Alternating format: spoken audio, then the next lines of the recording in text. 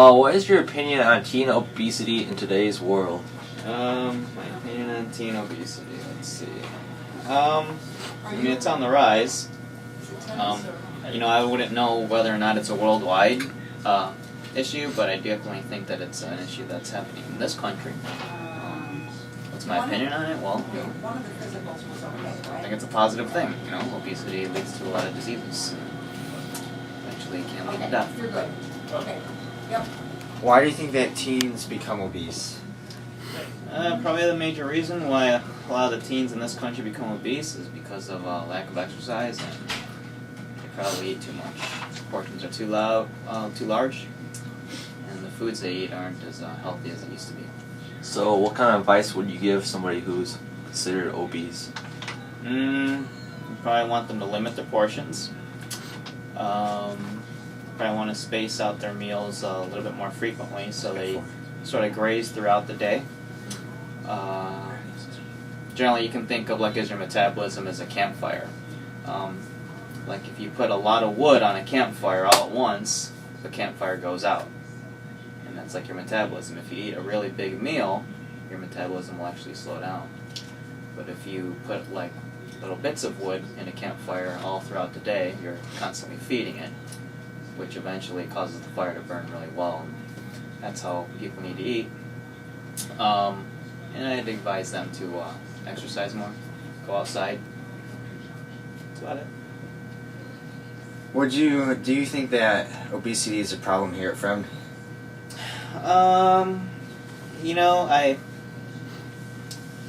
In this school, in this particular building, I probably wouldn't see it as much as I would in some of the other schools in the area. And that could be for a variety of reasons. A lot of the kids here in this school, they're involved in a lot of extracurricular activities for reasons why, a lot of the families here, they're able to afford to enroll their kids in sports and stuff, even outside of school, a lot of activities outside of school. And a lot of the families here are able to afford to feed their kids with good quality food. Whereas if you go to some of the other schools where it may not have as much affluence, sometimes their nutritional choices aren't as strong because usually fattening food is usually cheap. Are you worried that this could be an epidemic that throughout the world today? Yeah, I mean, it already is. It's considered an epidemic here in this country. And at least I know in the UK it's considered an epidemic. I know in Japan, too, there's a rise of kids being obese because in Japan they've adopted a lot of the American diet. Yeah, it is something to be worried about. If everyone is getting too big, then health problems arise.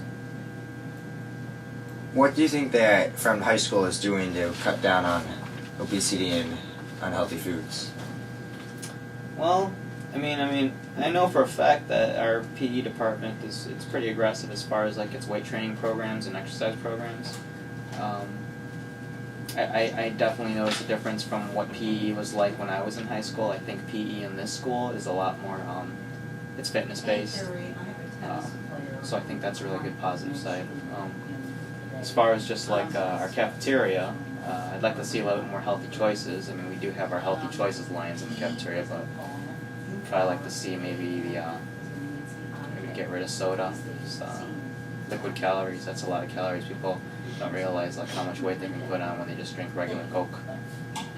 So I'd like to see them get rid of soda and maybe just keep have kids drink more water. Okay, I think that's Is that good. it? Thanks. Okay. I'm here to ask John Meza some questions about obesity. John, what do you think it means to be obese, the exact definition? Well, to be extremely fat, fatter than the usual man or woman. The exact definition is actually a state of being well above one's normal weight.